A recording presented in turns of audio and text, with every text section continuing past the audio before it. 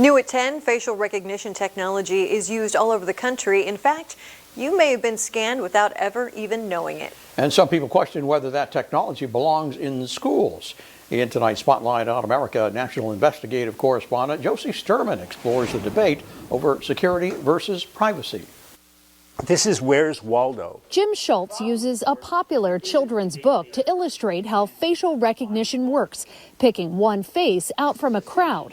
It's an elementary lesson about something he considers incredibly dangerous, especially in schools. Our school district essentially turned kids like my daughter into lab rats. The public policy expert and father concerned about his daughter's district in Lockport, New York, one of the first in the country to implement facial recognition technology in its school buildings. The two people, as they walked by, were identified. Spotlight on America was given a behind-the-scenes look at how it worked in Lockport, with cameras watching the halls, software scanning faces, looking for a match in a database they'd set up to identify potential threats, like sex offenders or suspended teachers. This is the technology that Russia and China use to spy on dissidents. It does not belong in a high school hallway.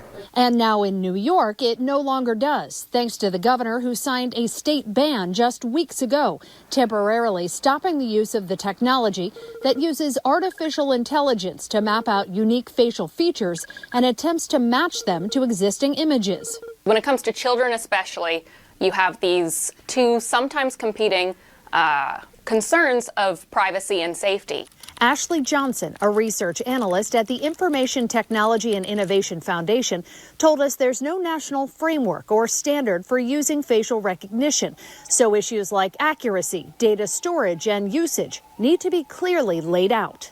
What's the timeline for actually getting these things sort of legislated, and how quickly do we need to do it? I would like to see Congress passing comprehensive privacy legislation that covers facial recognition, and I think they're dragging their feet on the issue. At a hearing more than a year ago, congressional lawmakers on both sides expressed major concern about facial recognition technology use in schools. This technology is clearly biased, inaccurate, and even more dangerous when used in schools where Black and brown students are disproportionately already over-policed and disciplined. Still, no legislation has passed. And civil liberties groups nationwide recently called for an all-out ban, telling the Biden administration that facial recognition should never be used to monitor children.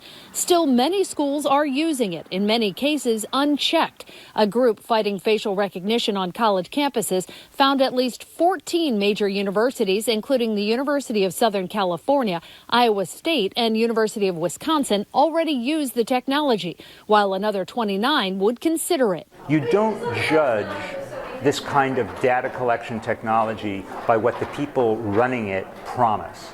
You judge it by what it ultimately has the technical capacity to do. I'm Josie Sturman for Spotlight on America. Is there a story you think we should investigate? Call our Eyewitness News tip line at 869-2929.